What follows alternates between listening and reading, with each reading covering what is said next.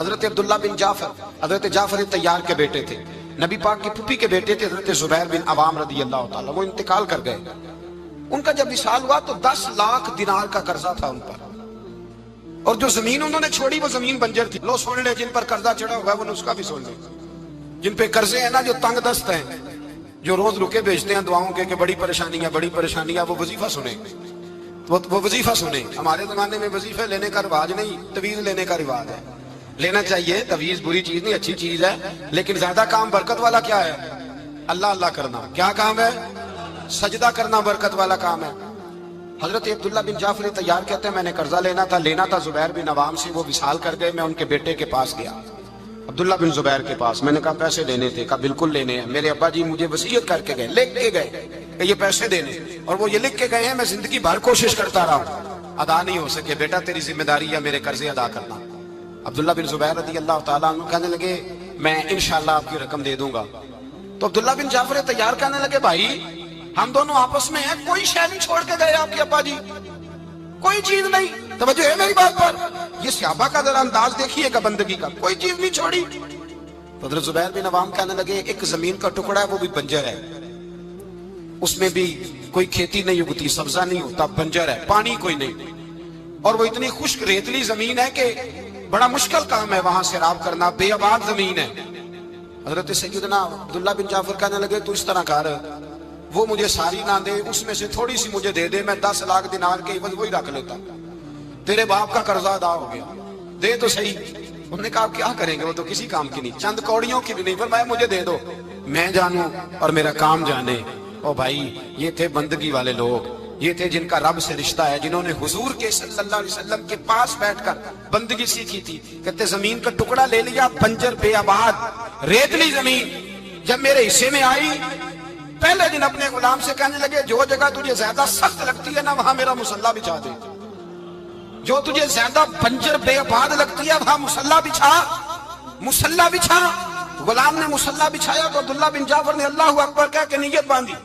یہ حضرت جعفر تیار کے بیٹے حضرت علی کے بھتیجے، انہوں نے نیت باندھی نماز کی، سر سجدے میں رکھا، رونے لگے، کہنے لگے اللہ میں بھی تیرا بندہ اور جس سے لینے تھے وہ بھی تیرا بندہ، خدا بندہ ہمارے درمیان مہربانی فرما، کرم نوازی کا، رحمت کا فیصلہ فرما۔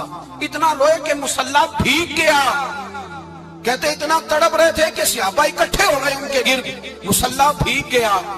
جب بھیگا ہوا مصلی نماز مکمل کر کے اٹھایا نا، کہتے مصلی اٹھایا تو نیچے سے اللہ نے پانی کا چشمہ جاری فرما دیا، اللہ نے پانی کا چشمہ جاری کر دیا۔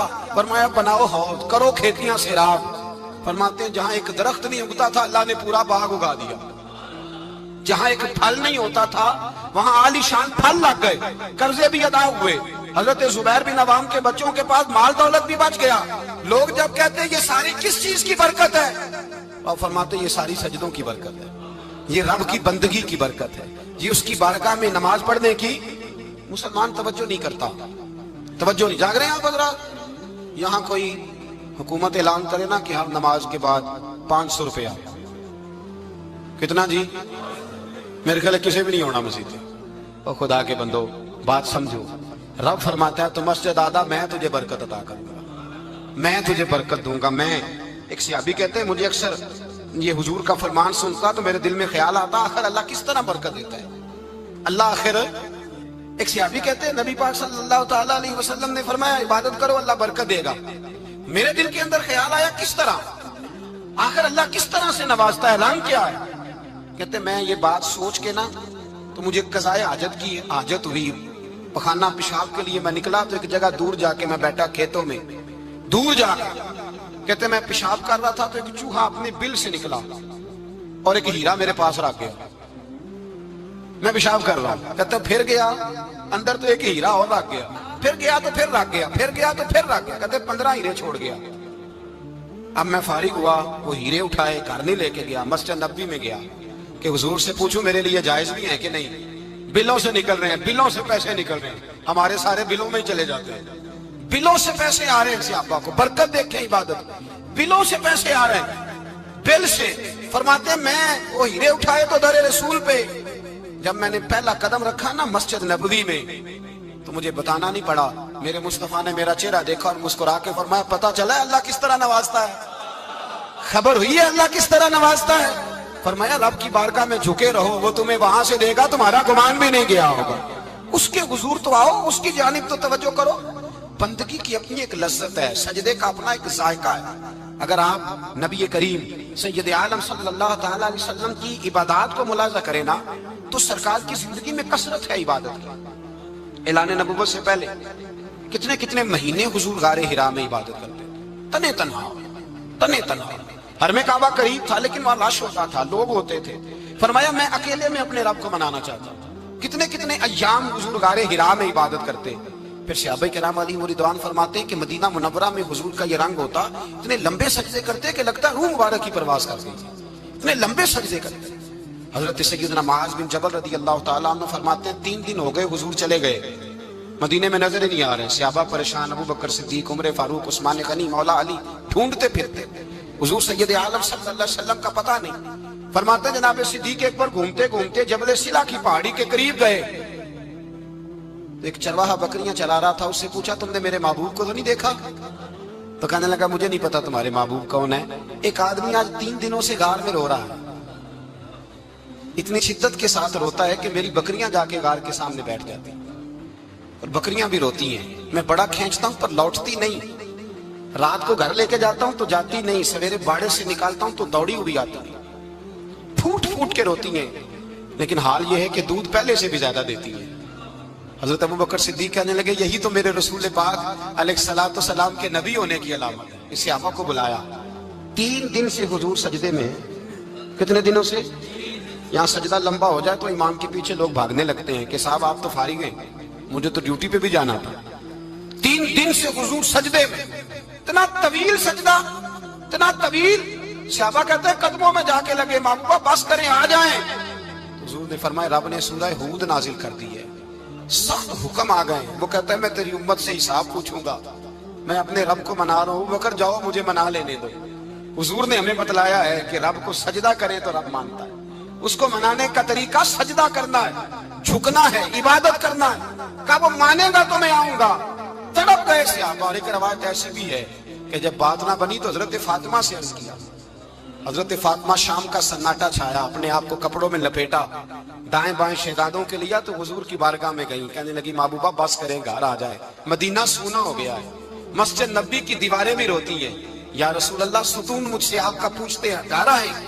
نبی پاک نے فرمایا فاطمہ تو بھی دعا کر، میں بھی دعا کرتا ہوں۔ حضرت فاطمہ بھی ساتھ والے کونے میں سجدے میں گر گئیں، پھر دعا ہوئی، پھر التجا ہوئی۔ حضرت جبریل آئے، کہنے لگے محبوبہ رب کہتا ہے سار اٹھاؤ، وَلَسَوْفَ يُؤْتِيكَ رَبُّكَ فَتَرْضَىٰ، اللہ فرماتا ہے میں آپ کو اتنا دوں گا کہ آپ مجھ سے راضی ہو جائیں۔ تو حضور تو سجدے کے عالم میں۔ حضرت سیدنا عبد الرحمن ابن عوف کہتے ہیں میں حضور کے ساتھ تھا، ہم مسجد نبی سے نکلے تو سامنے ایک باغ آیا، حضور فٹافٹ گئے اور باغ میں سر سجدے میں رکھ دیا، دیر تک حضور نے سجدہ کیا، اتنا لمبا کہ جیسے کسی کی روح پرواز کر گئی۔ کہتے میں حضور فارغ ہوئے تو عرض کی حضور اتنے لمبے سجدے کی وجہ؟ تو فرمایا میرے پاس جبریل آئے تھے اور انہوں نے کہا یا رسول اللہ رب کہتا ہے آپ کا جو امتی ایک بار درود پڑے گا اللہ اس پہ 10 رحمتیں نازل کرے گا، اللہ اس کے 10 گناہ معاف کرے گا، اللہ اس کے 10 درجے بلند کرے گا۔ تو میں نے کہا سجدہ کر کے شکر نہ ادا کر لوں؟ اس بات پر میں سجدہ کرنے لگ گیا۔ اس بات پر ایک دوست کے ہاں بیٹا ہوا، مجھے کہنے لگے مبارک ہو بھتیجا آیا ہے۔ میں نے کہا خیر مبارک۔ بڑے عرصے کے بعد اللہ نے نوازا، میں نے 5 کلو مٹھائی بھیجی آپ کی جانب، دوستوں کو کھلا دیجیے۔ میں نے کہا اور کتنی بانٹی؟ کہنے لگے منوں کے حساب سے۔ باقی معاملات کیسے؟ کہنے لگے کیا بات ہے، غریبوں کو، مسکینوں کو، لاچاروں کو، سب کو دیا۔ تو میں نے کہا نفل کتنے پڑے؟ کہنے لگا ٹائم نکالتا ہوں۔ میں ٹائم بیٹا کس نے دیا؟ شکر کس کا ادا کرنا تھا؟ بھئی یہاں حال یہ ہے ہمارا کہ ہمیں 2 رکھتے تھوڑی مشکل ہے۔ اگر کہا جائے کہ 25 من مٹھائی تقسیم کرنی ہے تو وہ آسان ہے، ہم نے اپنے لیے عبادت کو، ریاضت کو بہت سا بنا لیا، اس کو اتاریں کچھ بھی مشکل نہیں۔ رب کی بارگاہ میں جتنا بندہ جھکتا جاتا ہے اتنا ہی اللہ اسے اور عزت عطا کرتا جاتا ہے۔ بزرگوں سے کسی نے پوچھا تھا کہ میری اللہ قبول بھی ہے کہ نہیں؟ تو وہ کہنے لگے رب کو تیری پہلا سجدہ قبول تھا تو تب اس نے دوسرے کی توفیق دی تھی، اسے تیری فجر قبول تھی تو تجھے زور پڑھنے کی توفیق دی، اس نے تیرا پہلا روزہ قبول کیا تو دوسرا رکھنے کا موقع دیا۔ یہ علامت ہے قبولیت۔ میرے محبوب نے فرمایا بندگی کرو، اس کے حضور آؤ، کبھی کا صلاۃ اللیل پڑھو، کبھی کا تہجد پڑھو، کبھی کا اشراق پڑھو، کبھی کا چاشت پڑھو، کبھی کا اوابین پڑھو۔ اور میرے مصطفیٰ نے فرمایا ہو سکے تو اٹھ کے تہجد پڑھو، باقی نمازوں پہ رب تمہیں ثواب دے گا۔ اگر تہجد پڑھو گے تو رب تمہاری طرف دیکھ کے مسکرائے گا، جو اس کی شان کے لائق ہے وہ مسکرائے گا۔ مصلی آباد کریں، مصلی آباد کرنے سے روحانی زندگی آباد رہے گی، من کے اندھیرے دور ہوں گے، روح کی کساوتیں دور ہوں گی۔ انسان اللہ سے جڑا ہوتا ہے تو اس کی بندوں کی جانب توجہ ہی کم جاتی ہے، حسد کون کر رہا ہے، مخالفت کون کر رہا ہے، جھگڑا کون کر رہا ہے، بغض کون پیدا کر رہا ہے، ان چیزوں سے ویسے ہی بچا رہتا ہے۔ میرے محبوب پاک سید عالم صلی اللہ علیہ وسلم کثرت سے سجدہ کرتے ہیں۔ قیامت کے دن حضور شفاعت کس طرح کریں گے؟ سجدہ کر کے 4 سجدے کریں گے حضور۔ بخاری مسلم میں موجود ہے، صحابہ کرام فرماتے ہیں حضور نے فرمایا جب امتیں پریشان ہو کے نبیوں کے پاس جائیں گے تو پھر میرے پاس آئیں گی، جب میرے پاس آئیں گی تو میں سجدہ کروں گا اور خدا سے کہوں گا یا اللہ ان کا حساب تو شروع کر۔ فرمایا میرے ایک سجدے سے اللہ حساب شروع کرے گا، پھر میرے غلام رہ جائیں گے جنہوں نے بہانے بنائے ہوں گے، نماز پڑھی ہوگی، یہ بہانہ ہے خدا کی رحمت حاصل کرنے کا، جن کے پاس تو کچھ ہوگا وہ تو اس بہانے کے سبب چلے گئے، گناہ گار رہ گئے، تڑپ کے کہیں گے محبوبہ ہم کیا کریں؟ تو حضور فرماتے ہیں میں لمبا سجدہ کروں گا۔ فرماتے ہیں میں لمبا سجدہ جب کروں گا تو رب لمبے سجدے کے بعد فرمائے گا محبوب سار اٹھائیے، آپ مانگیے میں عطا کرتا ہوں، آپ سوال کیجئے میں دیتا ہوں، آپ سفارش کیجئے میں قبول کرتا ہوں۔ تو میں اللہ میرے گناہ گاروں کو بخش دے۔ رب کہے گا جس کے دل میں رائی کے دانے کے برابر ایمان ہے اسے لے جائیے، لے جائیے، لے جائیے اسے۔ ایک حدیث میں ہے جس کے دل میں جو کے دانے کے برابر ایمان ہے لے جائیے۔ حضور فرماتے ہیں ان کو جنت میں بھیج کے میں پھر سجدے میں گر جاؤں گا۔ لمبا سجدہ، تیسرا سجدہ، اے اللہ مہربانی کا رحمت فرما۔ اللہ کہے گا محبوب سار اٹھاؤ، جو مانگو گے میں دوں گا، یا اللہ اور فضل کر۔ جس کے دل میں رائی کے دانے سے بھی کم ایمان ہے محبوب اسے بھی جنت میں لے جاؤ۔ حضور فرماتے ہیں میں اور سجدہ کروں گا، پھر جس کے دل میں اس سے بھی کم ایمان ہوگا اسے بھی لے جاؤں گا۔ صبح قیامت میرے مصطفیٰ کریم علیہ السلام امت بھی سجدہ کر کے بخشوائیں گے۔ جب حضور سجدے کر رہے ہیں تو امت کیوں نہیں کر رہی؟ حضور سجدے کر کے بخشوائیں گے، امت سجدہ ہی نہیں کر رہی، توجہ ہی نہیں کر رہی۔ میرے بھائی سجدے کی اتنی کیفیت ہے، عبادت کی اتنی لذت ہے کہ حضرت عائشہ فرماتی ہیں تیز آندھی آتی تو حضور نماز پڑھنے لگے، تیز آندھی آتی تو نماز پڑھتے، بارش نہ ہوتی تو نماز پڑھتے، بارشیں زیادہ ہوتی تو نماز پڑھتے، سورج گرہن ہوتا تو حضور نماز پڑھتے، چاند گرہن ہوتا تو نبی پاک، بلکہ حضرت عائشہ کہتی ہیں گرہن لگا چاند کو تو حضور نے فٹافٹ سر سجدے میں رکھ دیا، اور نماز کے بعد حضور رونے لگے، کہنے لگے اے اللہ تو نے کہا نہیں تھا کہ میں تیری موجودگی میں انہیں عذاب نہیں دوں گا؟ اللہ درگزر کر اپنے بندوں سے، رحمت فرما، کرم نوازی فرما۔ فرمایا ہر موقع پر حضور نماز پڑھتے۔ سید عائشہ صدیقہ فرماتی ہیں کبھی کبھی میرے بسترے نور میں حضور ہوتے، فرماتے ابو بکر کی بیٹی تو اجازت دے تو رب کو راضی نہ کر لوں؟ میں کہتی میری کیا جرت ہے؟ تو حضور نماز کی نیت باندھتے، بخاری مسلم میں لفظ ہیں، حضرت عائشہ کہتی ہیں حضور اتنی لمبی نماز پڑھتے کہ قدموں میں ورم آ جاتا، اتنی لمبی بندگی فرماتے کہ قدم مبارک سوج جاتے، ورم آتا۔ میں عرض کرتی حضور آپ کی برکت سے اللہ اگلے پچھلوں کو معاف کرے گا، آپ اتنی آہوزاری کیوں کرتے ہیں؟ اللہ نے آپ کو محبوب بنایا ہے، شفاعت کا حق دیا ہے، سب سے اعلیٰ امت دی، حضور اتنی آہوزاری؟ تو حضور فرماتے عائشہ تو نے بتایا نا رب نے مجھے بڑا دیا ہے، افلا اکون عبدا شکورا، اب میں رب کا شکریہ ادا نہ کروں؟ میں لمبی نمازیں پڑھ کے اس کا شکریہ ادا کرتا ہوں، اس کی بارگاہ میں حاضر ہوتا ہوں۔ میرے بھائی نماز نہیں تو انسان کاہے کا، سجدہ نہیں تو اس نے زندگی کہاں بتا دی؟ اگر اللہ کی بارگاہ میں ایک صحابی نے سر سجدے میں رکھا تو ماتھے پہ مٹی لگ گئی، وہ جھاڑنے لگے، میرے قریب نے فرمایا نہ جھاڑ، جب تک سجدے کی مٹی پیشانی پہ رہتی ہے اللہ کے فرشتے درود پڑھتے رہتے ہیں، اس سے رہنے دو، یہ تو لذت ہے۔ عزت والا وہ ہے جو مالک کی بارگاہ میں۔ حضرت صلہ بن عشیم کے بارے میں صحابہ کہتے ہیں بڑے عبادت گزار تھے، نیک تھے۔ حضرت انس بن مالک کہتے ہیں ہم نوجوانوں کا دل کیا کہ ذرا اس صحابی کی عبادت کا تو پتہ کریں، کس طرح کی ہے عبادت کا تو پتہ کریں۔ فرماتے ہیں جنگ کا موقع تھا، رات کے وقت جب دنیا سو گئی نا تو وہ بھی لیٹ گئے، جب دیکھا سب لوگ سو گئے تو چپکے سے اٹھے تو جنگل میں چلے گئے، جنگل میں جا کے نماز کی نیت باندھ لی۔ کہا صلہ بن عشیم صحابی ہیں، وہاں نماز پڑھنے لگے، کہتے ہیں میں بھی پیچھے پیچھے ہو گیا کہ پتہ تو کروں کس طرح پڑھتے ہیں۔ تھوڑی دیر گزری تو شیر آ گیا، شیر نے آ کے تھاڑا، للکارا۔ فرماتے ہیں میں ڈر کے درخت پہ چڑھ گیا۔ حضرت صلہ بن عشیم نے نماز کا سلام پھیرا، اطمینان کے ساتھ شیر سے کہنے لگے اور جا چلا جا کہیں اور رزق تلاش کر، میں تو اپنے رب کی عبادت کر رہا ہوں۔ میں تو اس کی بارگاہ میں جھکا ہوا ہوں, مجھ پر تیرا قبضہ نہیں ہو سکتا. جب جنگلی درندوں کا قبضہ نہیں ہو سکتا تو کسی اور درندے کا عبادت گزار پہ قبضہ ہو سکتا ہے؟ حضرت انس بن مالک فرماتے ہیں مجھے سمجھ آ گئی, جو درندوں سے بچنا چاہے, ظالموں, جابروں, فاسقوں سے بچنا چاہے, وہ اپنے آپ کو رب کی بارگاہ میں جھکائے, وہ اس کے حضور حاضری دے. جو بچنا چاہے. میرے بھائی, رمضان المبارک آیا, مسجدیں بھری, 2-3 دن 4 دن نئی صفیں خریدی لوگوں نے, پھر 2-4 روزے گزرے, پھر چند دن گزرے, پھر وہی معمول کے نمازی. ایک بات بتاؤ, گکھڑ میں نا 4-5-6 قبرستان ہیں, ان قبرستانوں کی تختیوں کو کبھی پڑھیں جا کے. ایسے لوگ آپ کو ملیں گے جن کی وجہ سے حکومتیں چلتی تھیں, وہ سو گئے تو پیچھے کام بند ہو گیا. کیا ہوا؟ کام چل رہا ہے کہ ختم ہو گیا؟ بیٹا جس کا گزارا نہیں نہ ہوتا باپ کے پاس, وہ کہتا میں جی نہیں سکوں گا, وہ بھی جیتا ہے اور کھول کے جیتا ہے. بی بی کہتی ہے میرے تو سر سے تاج اٹھ گیا, زندگی کیسے گزرے گی؟ کچھ بھی نہیں ہوتا, سب ہوتا. 20-20 سال عورتیں بیوہ کی زندگی گزار کے چلی جاتی ہیں. یہ جو ہم نے اپنے اوپر بہت زیادہ بوجھ رکھا ہوا نا, جھوٹ بولتے ہیں بہت سارے لوگ, مجھے وقت نہیں ملتا نماز کا, یہ بہت بڑی جرت ہے, بہت بڑی. مجھے میرا کوئی دوست کہے نا میرے پاس ٹائم نہیں آپ کے پاس آنے کا, تو ہو سکتا ہے میں بگڑ جاؤں. تو کیسا یار ہے, ملنے کا ہی ٹائم نہیں تیرے پاس؟ وہ میرے بھائی تو اللہ سے ہی کہہ رہا ہے کہ میرے پاس ٹائم نہیں تیرے پاس آنے کا, اور اب سے ہی کہہ دیا تو نے, اللہ سے ہی کہہ دیا ہے.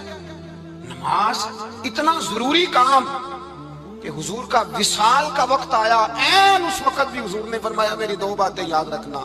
حضور کیا فرمایا کہ غلاموں سے اچھا سلوک کرنا, دوسرا اپنی نماز کی حفاظت کرنا, اسے چھوڑنا نہ. اور صحابہ کہتے ہیں جب حضور کو بڑی نکاہت ہو گئی, بظاہر قدم نہیں اٹھایا جاتا, اس وقت بھی فرمایا مجھے 2 بندے اٹھا کے لے جاؤ, میں مسجد جا کے نماز پڑھنا چاہتا ہوں. نماز اتنا بڑا کام کہ حضور نے فرمایا جو کھڑے ہو کے نہ پڑھ سکے بیٹھ کے پڑھے, بیٹھ کے نہ پڑھ سکے لیٹ کے پڑھے, لیٹ کے نہ پڑھ سکے اشارے سے پڑھے. چھٹی کسی کو دی, ہم نے خود ہی چھٹی کر لی, خود ہی. اور یہ یاد رکھیں, پکی بات ہے, قبر میں نہ بیٹا آئے گا نہ بیٹی آئے گی. میں بچوں کے لیے کر رہا ہوں, جھوٹ ہے سارا. رجسٹریاں ساری اپنے نام رکھی ہوئی ہیں, بینک بیلنس اپنے نام. بچے تو منتیں کرتے ہیں کہ چلو تھوڑے ہی دو, میں کاروبار کر دوں. کوئی نہیں, قریب بھی نہیں آنے دیتے, جھوٹ بولتے ہیں بچوں کے نام پہ. ہر شے پکی کی ہوئی اپنے نام, اپنی مرضی سے خرچ کرتے ہیں, اپنی مرضی کو دیتے ہیں جس کو دینا ہوتا ہے. بلکہ بہت سارے تو ناانصافی بھی کرتے ہیں.